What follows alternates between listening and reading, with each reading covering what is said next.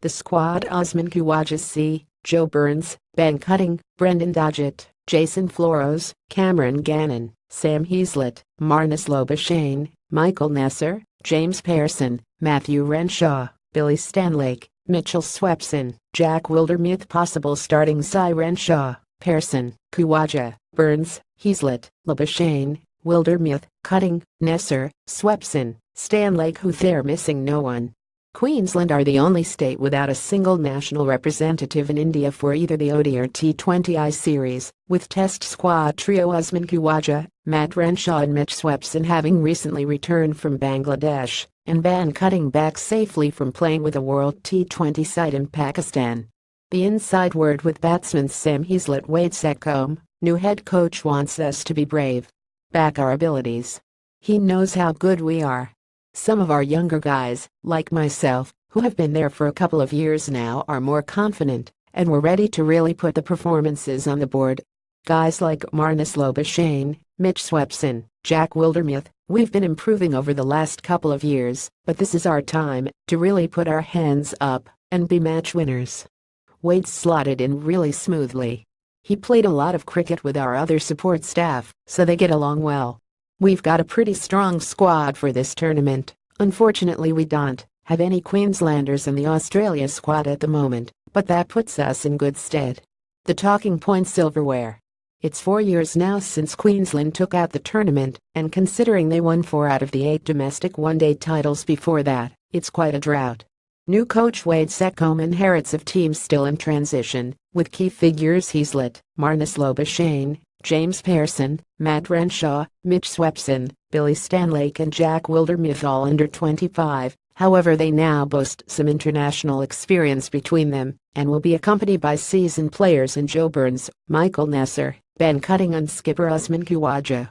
Secombe and strength and conditioning coach Paul Chapman has been working the group particularly hard in the preseason, including a rigorous training camp on Morton Island, so you can expect the Bulls to hit the ground running when they meet the California Zai on their home turf at Allen Border Field next Friday. The 2016 result: the Bulls were somewhat surprise finalists in 2016, after finishing 6th the season before, so the upward trend is certainly a promising one. It was an achievement based off a collective effort. Nesser and Cutting took 10 wickets apiece to finish equal 7th on the wicket-takers list, while Lobashane, a surprise choice as player of the tournament, was the 10th highest run scorer and the Bulls' best with 271. The young gun, the lone fresh face in the Bulls' one-day squad this year, Brendan Doggett, helped Wests win the Queensland Premier Cricket competition last summer and played for the Cricket Australia Zai in last year's domestic one-day tournament before becoming a member of the national performance squad through the 2017 winter. The 23-year-old, who came into the Queensland high-performance pathway through the Queensland Aboriginal Torres Strait Islanders Zai, which competes in the National Indigenous Championships, took 6 wickets in 4 matches against the country's best cricketers, impressing with his pace. "Hess a great bloke, and he bowls really quick," says Heazlett. "Hess hit me twice in pre-season. He hit me in the shoulder, and the bruises have only just gone away. I'm really looking forward to seeing how he goes."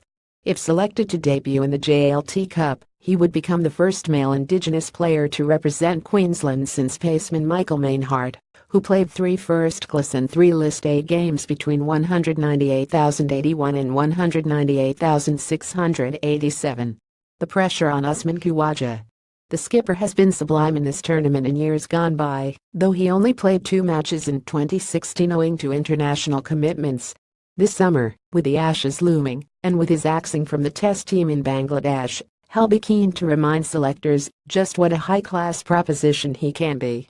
Scores of 79 and 162 in 2 one-day Premier Cricket matches last weekend suggest Hess ready for a big tournament. "We know how good a player he is," says Heazlett. "Hess also got a positive vibe, and Hess always happy to have a word and give you a few tips, and just watching him bat is a good lesson sometimes." The fixture: September 29 v Cricket Australia Zai at Allen Border Field, Brisbane; October 1 v South Australia at Allen Border Field, Brisbane; October 7 v Victoria at North Sydney Oval, Sydney; October 11 v Western Australia at Drummoyne Oval, Sydney; October 13 v New South Wales at Drummoyne Oval, Sydney; October 17 v Tasmania at Blundstone Arena, Hobart.